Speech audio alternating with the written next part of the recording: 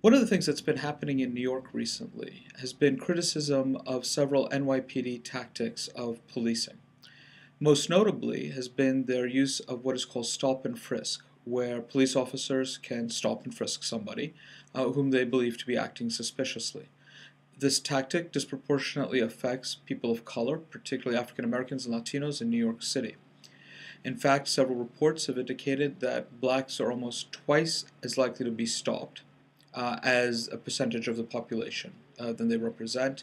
Whites are stopped almost half the amount of time.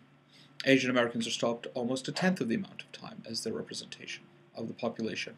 In addition, the stop and frisk result in minimal leads, are highly invasive, disrespectful, and disturbing to the communities in which the police operate.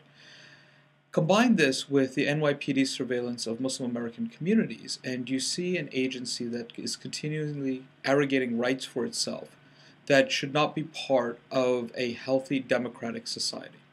In other words, American citizens, New Yorkers, should not be afraid of the NYPD, that the NYPD should not be operating in a way that it believes it owns the city.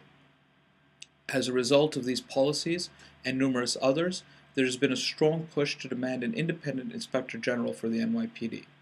Although Mayor Michael Bloomberg and Commissioner Ray Kelly both strongly oppose this, believing that there are already mechanisms in place to help police the police, if you will, the fact of the matter is that we see repeated instances of police violation of rights through stop and frisk and the NYPD surveillance at the individual level, where names like Abner Louima and Amadou Diallo and Sean Bell still continue to ring through the communities in which the NYPD is most abusive.